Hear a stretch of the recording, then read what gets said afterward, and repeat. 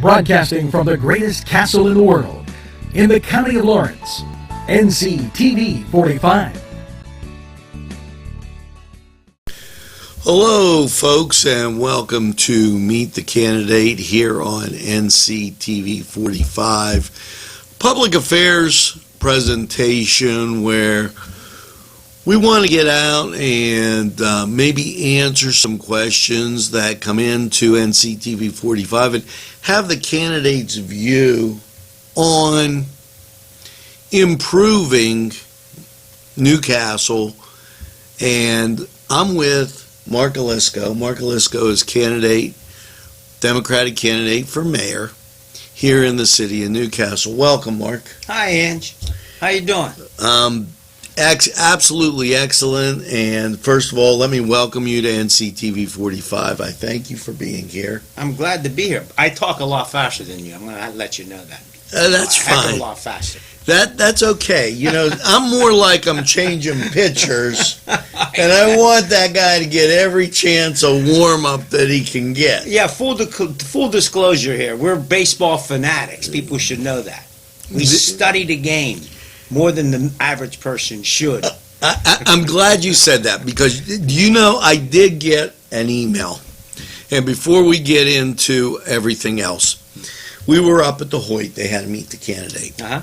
And Mark walked up to me and said, "You're watching entirely too much baseball." Now, that got overheard. Surely. So I got asked why that was said. I love to watch baseball. Mark loves to watch baseball. And my wife came home, and I was watching the Cubs and the Mets. I can remember it like it was yesterday, and I'm sitting there real peacefully, real quiet, and she says, "Oh, where's the remote?" She says, "You got to change this. You're watching entirely too much baseball." Too much. So I was forced to call Mr. Elisco, let him know about my problem. You can come to my house. It's on all the time. Mark, we have issues here. Okay. You know, there's no candy coating it. You know, I'm not bullying anybody. But we have blight. We have buildings that look terrible. Well, and you started it off, and no, we're not bashing anybody. They're simply the challenges that are presented to our city, and I look at it as challenges, and there are many. A lot of people ask me, "Mark, what do you think's the most severe challenge that we have?" And it isn't one thing; it's a whole variety of things. And just to give you an example, you have a declining tax base. You have businesses fleeing out of the city. You have an Act 47 report that tells you that we have no vision or projection for revenue. That's a major problem. We have a drug trade that is facilitating the drug problem in our area. We got many problems, and they need solutions. And I've heard all kind of different solutions, but you know, I've had 7 meet and greets across town, and I have put it out there extensively and in detail what my plan would be. So you know, I think our campaign has demonstrated over and over again that we have a plan that would meet most of the challenges, and it's not easy. And I know sometimes I come off like I know I got all the answers to the questions. Mark Elisco doesn't have all the answers. But I believe that I know where to get the answers on those questions that I wouldn't know the answers to. There's nobody who goes into office having all the answers to all the issues that are presented to us.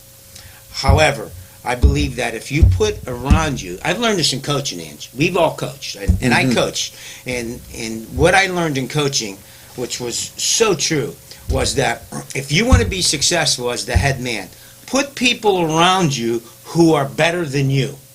You have to have self-confidence in what you're doing, but you have to have people around you who are better than you. So that means that you're not hiring your cousin, your brother, your sister, your people who are of the same race, the same ethnicity, the same religion, because we do that too much. No. You hire people around you who are very good and people who are better than you.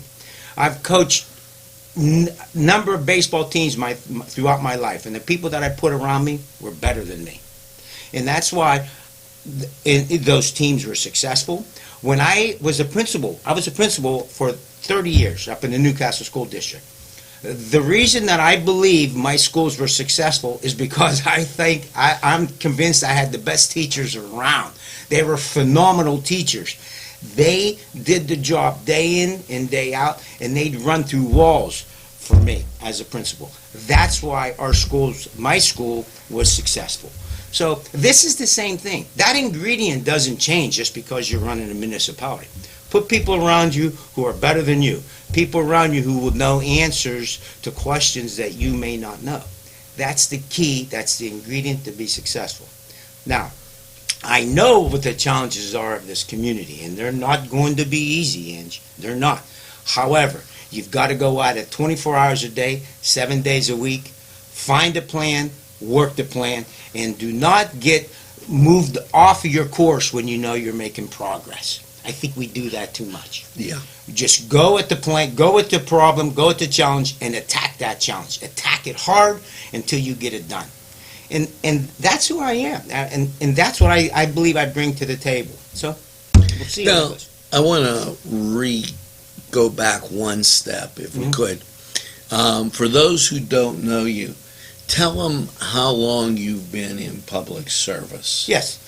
Well, if you want to consider, I had a career. And I do. Yeah. School is public service. School is public service, but it's also a career. And I was fortunate enough to be hired by the Newcastle School District. I was hired in the early 80s, so I had a 33-year career. I left around 6 or 7 years ago, and it was very difficult for me to leave. I really struggled with it. I had a hard time leaving. I did that for 33 years. But I've also been involved in the athletic part of Newcastle. I've been involved mostly in baseball for my entire life. I was a 3-term councilman. For 12 years, I was a councilman. Did my best at that position.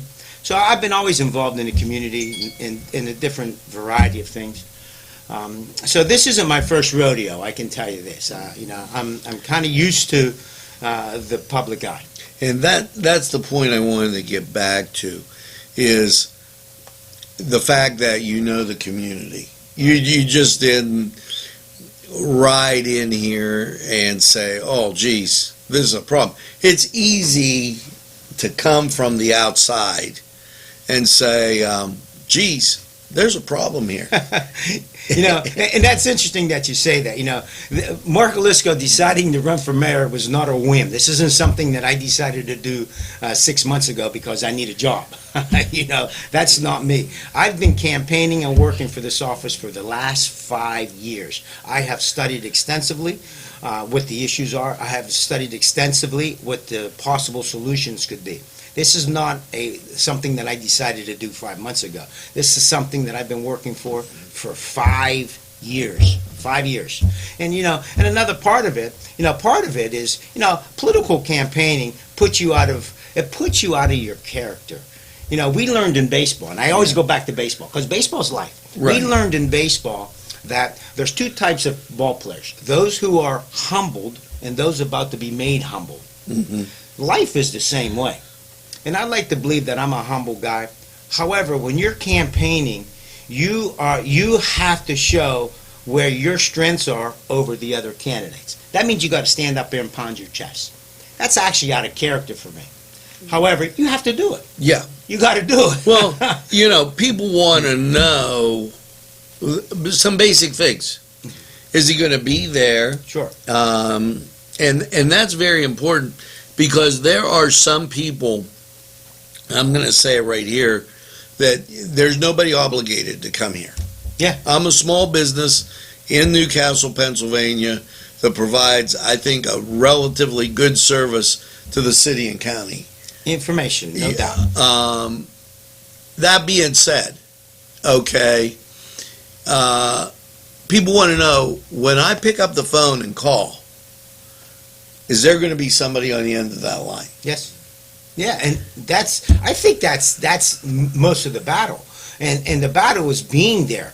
I have campaigned that I'll be a 24-hour, 7-day-a-week mayor, because once you put your name on that dotted line and you take that office, just because it's after 5 o'clock doesn't mean you're no longer the mayor. It's 24/7. Your phone better be on, and you better react to the phone calls. And I'm really glad you addressed that, because as things were out there, that was a question. Oh, there's no question, and it's interesting, and I have to address that. I have a vacation home in Clearwater, Florida.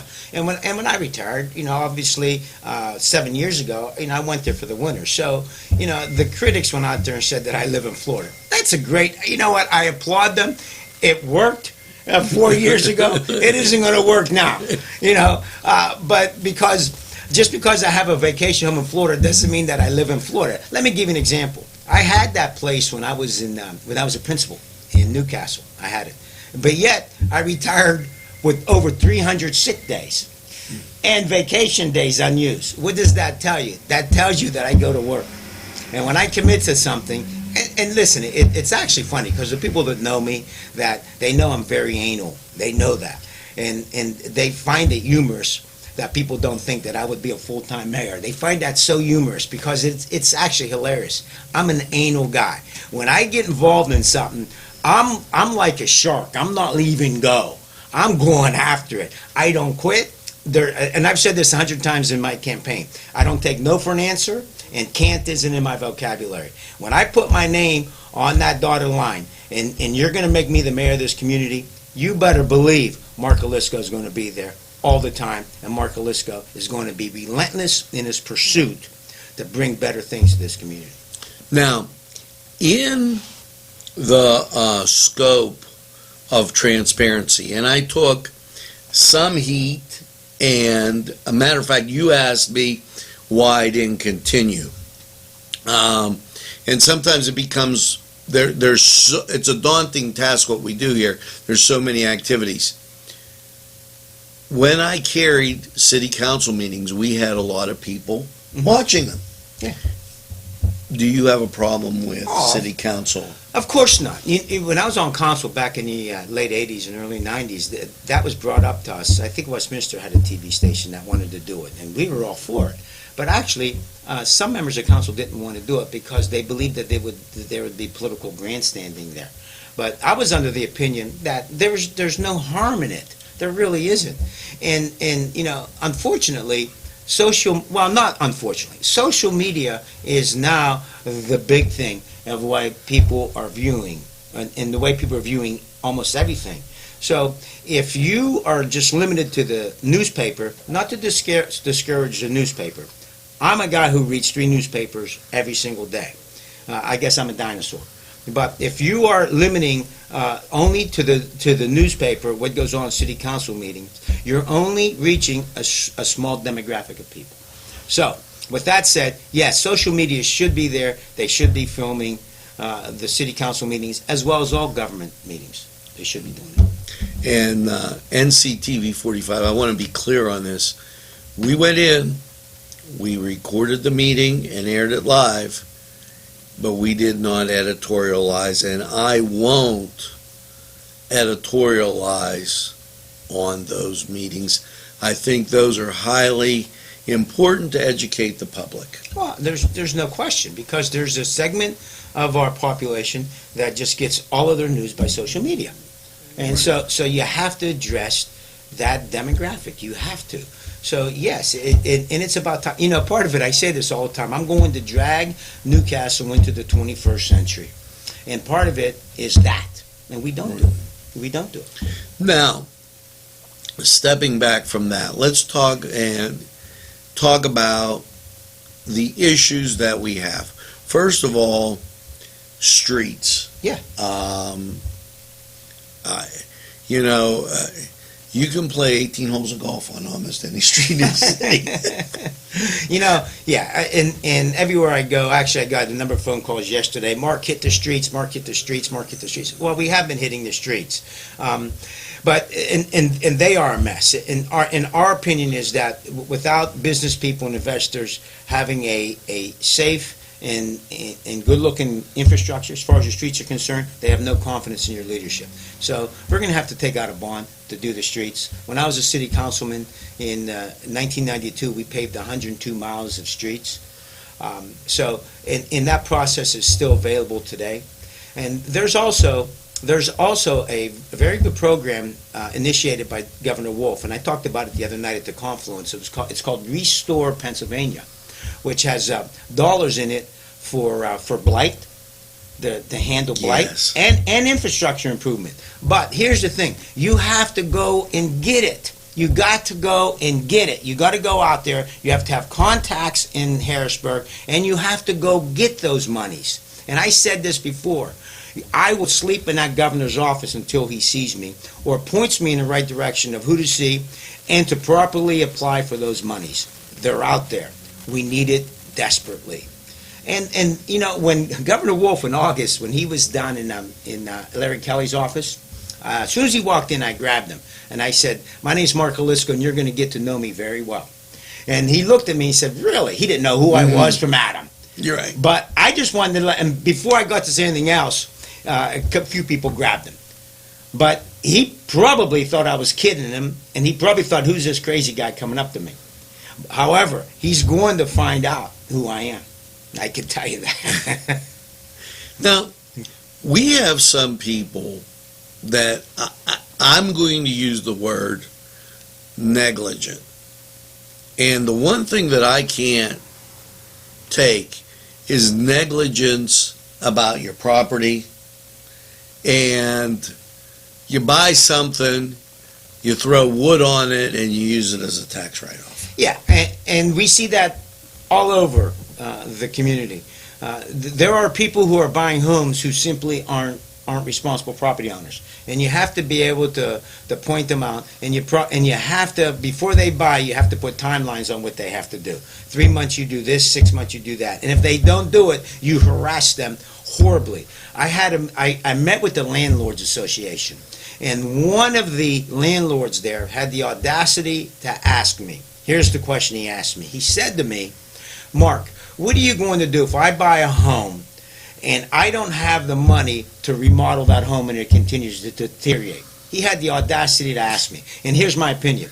If you ask me the tough questions, I got enough guts to give you the tough answers. So I told him, I said, "Here's what I'm going to do." I said, "I will try to take that property off you in any way that I can. If you don't do what you say you're going to do for 3 or 6 months, or you don't have the money to fix it, my opinion is you shouldn't have bought it. And I'm coming after you." That's what I told him. Yeah. And you know what the rest of the landlords did? They applauded that.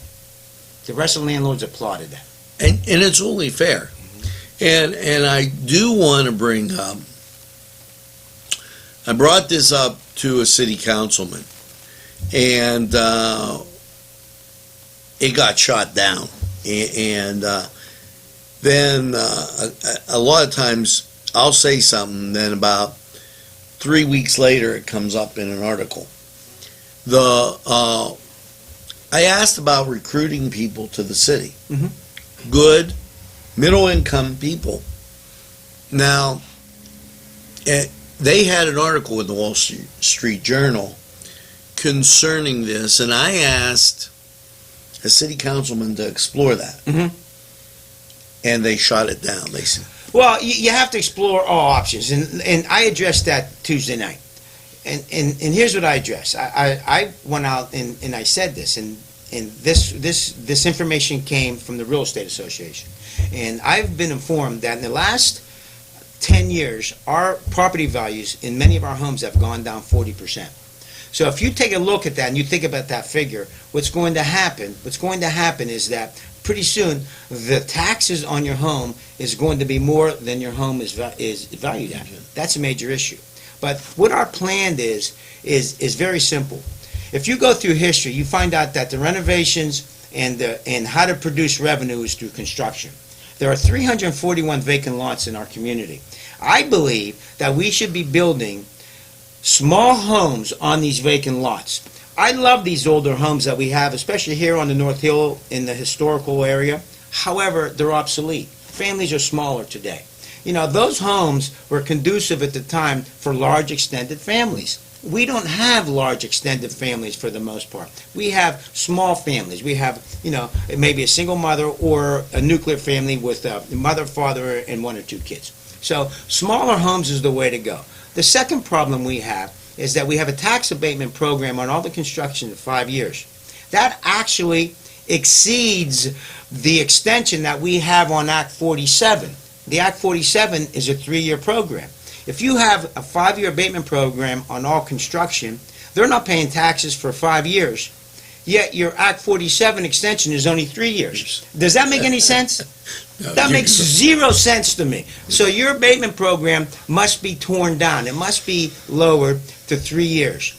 This way, what occurs then is you start producing revenue. If you start building, and believe me, there are contractors and builders, and there are real estate developers who want to do this. This isn't only my idea. It's been presented to me over and over again. It's how you produce revenue. Here's another problem that we have. We have businesses fleeing this community. And again, I said this the other night. You have business fleeing this community. So you have to scratch your head and you have to think, okay, why are they fleeing? The next business that's leaving is the Office of Vocational Rehabilitation. They're leaving. They're taking 25 jobs and they're going to Shenango. Okay, so how does this happen? Why does this happen? Well, a lot of the businesses leave because our business privilege tax is higher than the surrounding townships. So these people who are coming to Newcastle are paying a higher rate of taxation than they would in Shenango, Neshannock, Laurel, wherever they go. So in order for us to compete, we have to lower that.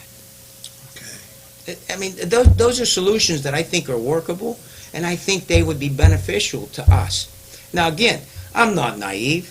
I certainly understand that this is a long process, but the process has to begin. It has to start. You need a mayor up there that's going to be visible, that's going to be forceful, that's going to be pushing these things through.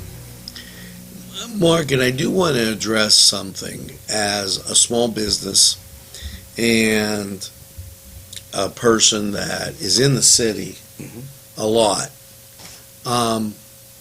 It's very difficult, and it shouldn't be a luxury if I want to go and I need paper clips. Yeah. Or I want to get, you know, now we're fortunate Speedway is right here. But when I was in other locations, I had no ability to get what I call offices. Miscellaneous stuff. Yeah, no question. Yeah. You know, would you promote the idea of stores being open in the city? Well, of course, who wouldn't? I mean, every candidate would say that. I mean, who wouldn't? But the thing that we don't have a situation where it wasn't promoted. Well, here's what I think, what I believe that we need to do as a city. The city needs to market Newcastle better. Now, let me give you some examples. We have a riverway that other communities would absolutely positively market. We haven't done it, or we haven't done it successfully or aggressively. The second thing, we have a number of businesses that are perfectly set up for office incubators. The Old Days Inn, right? Even Penn Power, the old Penn Power, right? And the most essential thing that I cannot get over is the Old Days Inn. You have free parking. You have free parking. You know, I stood up in front of Eaton Park and said that if I was the mayor, I would be marketing this place because it's a beautiful building and you have free parking. I believe the city has to assist the people who own that in marketing it. And as a matter of fact, I pointed out the gentleman's name who was on the marquee in front of Eaton Park. And I did it in one of my videos. He called me up directly. He said, thanks for doing that. That I need that. So those are the things that need to be done. You have to market this community, and you have to market our assets. People look at this city and says that it's negative. Everything's negative. Well, not if I get in there. I'm going to accentuate the positive things. What can we have, and how do you market this community? And So then- those are the things. And I'm gonna switch gears here for a second. Okay, go ahead. Okay, I got to switch gears here, and this is very, very upsetting to me. And I was informed this morning. I was down at Y for an early morning workout at 6 o'clock, and there was a couple coaches there. They have informed me that our Pop Warner football teams are not permitted to play in a Pop Warner league. Other county teams do not permit our football team to play in their league because of various incidents. I find that unbelievably racist. I find it discriminatory. That is so upsetting to me. I believe the city should be involved in that. There is no way that our kids, our 11, 12, 13-year-old kids, should not be able to play football if they so choose. They are not permitted in that league. I think it's an abomination. It's an abomination. I played Pop Warner football. Right. It was a great time in my life. And those kids should not, absolutely should not be exempted from that experience. And I think that's a very good point. You know why? Because of the negative attitude the surrounding townships have of our city. And now you're forcing me to add something in. We've had a person that did some work here, and a very nice person. And when I moved in, she said, well, aren't you going to put any blinds on the window? I said, why? Well, people see your stuff and they'll break your window to try and get in and get your stuff. I have been, and I said this with Dale Perlman, and I'm going to say it with you, I have been downtown now operating this station for a lot better than 8 years. I walk to get something to eat. Okay. I have never felt unsafe. No, me, and neither have I ever. Okay. I've gone to Mr. Pizza or Town Mall Pizza at Town Mall, as well as Pizza Hut or the other places. Never once did I feel unsafe. But perception. It's perception. Yeah. And I think that perception has to change. It must change. Part of it, that negative attitude.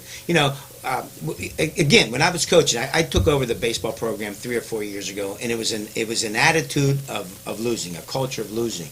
Of all the things that we did as a coaching staff, the hardest thing to do was to change the culture, and that's a little thing. Mm-hmm. Okay, so now, if and when I'm elected mayor, one of my jobs will be to change the entire culture of this whole community and let people understand that the attitude is going to change to a positive attitude. In order for people to say good things about Newcastle, the people in Newcastle has to say good things about it. Yes. So you got to change the culture. That's part of the job of being a mayor. You must change the culture. And the culture of negativism has to change. Now, since you brought it up, I can bring up 1,000 things. I'm going to bring this up.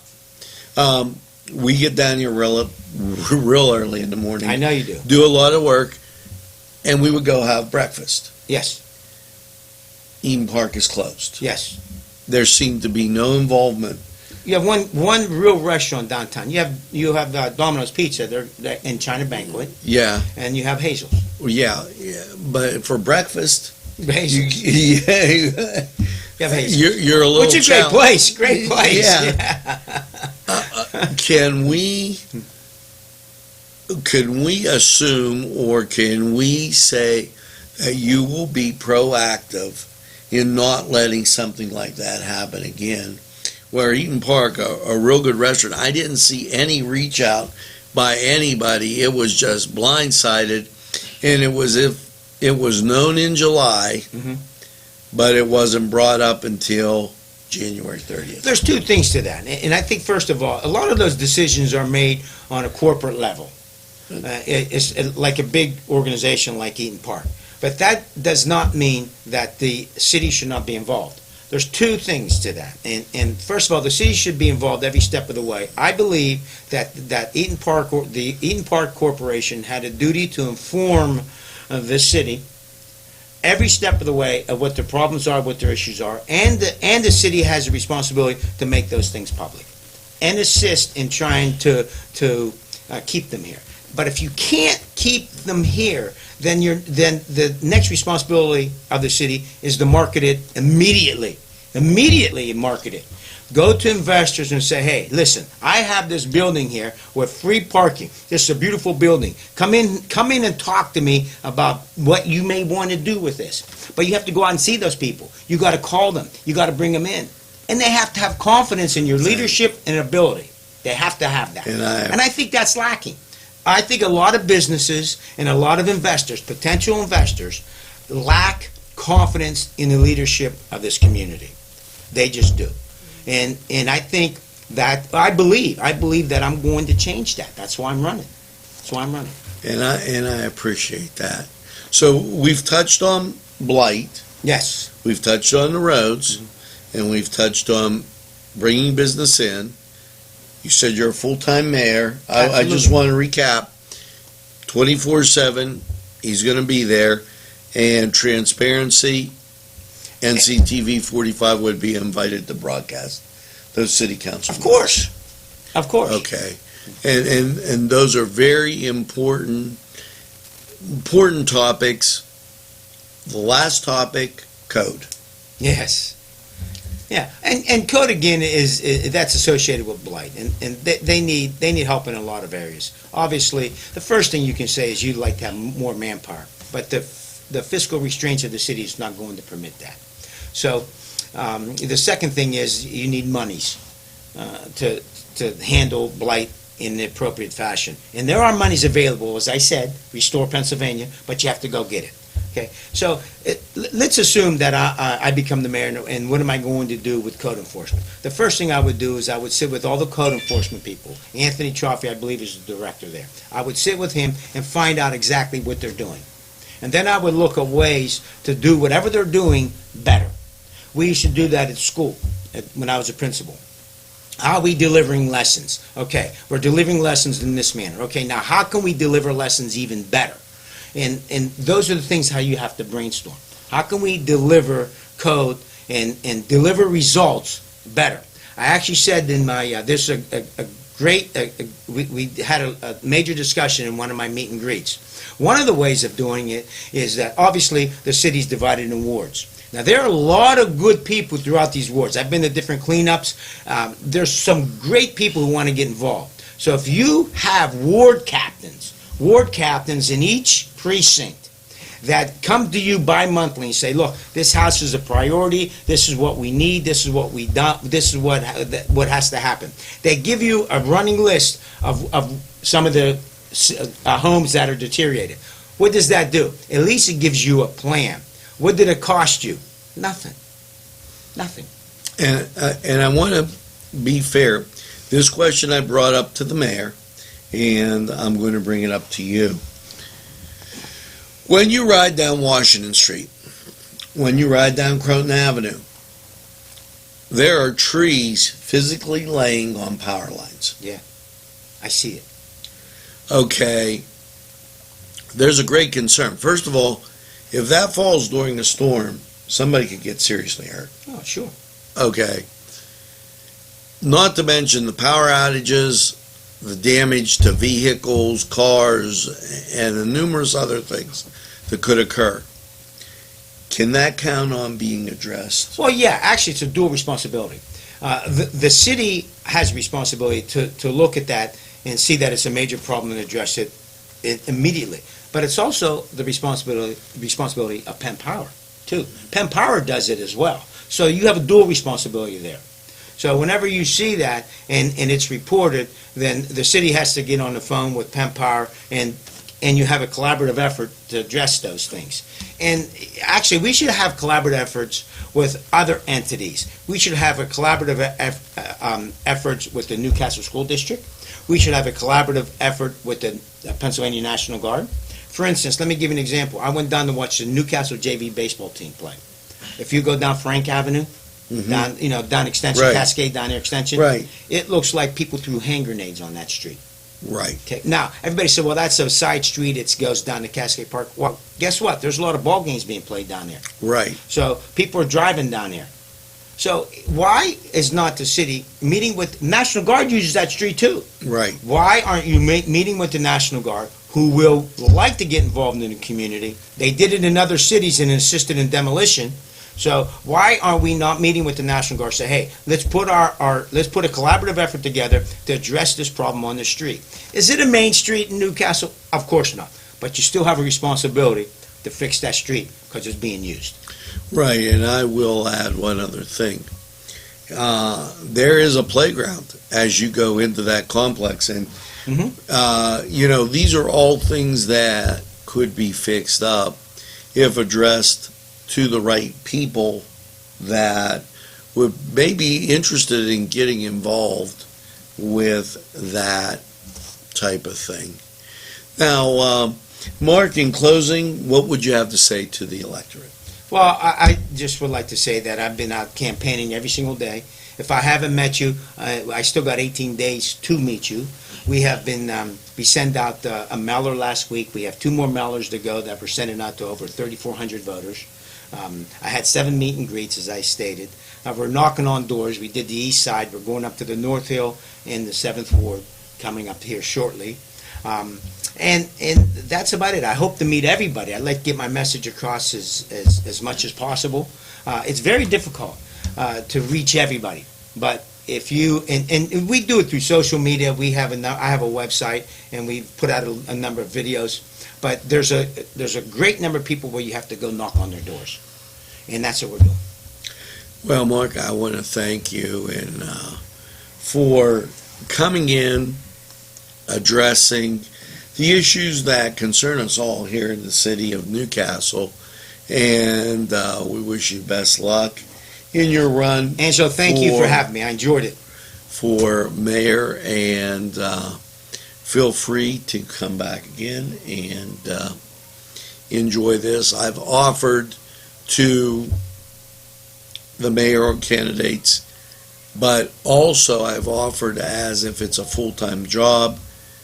As you give a State of the Union address, you could give a mayoral address. Yeah, sure. 3 or 4 times a year, and that has been extended. Yeah. Now, thanks for watching NCTV45. Always in the pursuit of excellence, and we're available anytime on your time. For NCTV45's Meet the Candidate, I'm Angelo Parada. This is Mark Elisco. You make sure you have a great day. Thank you.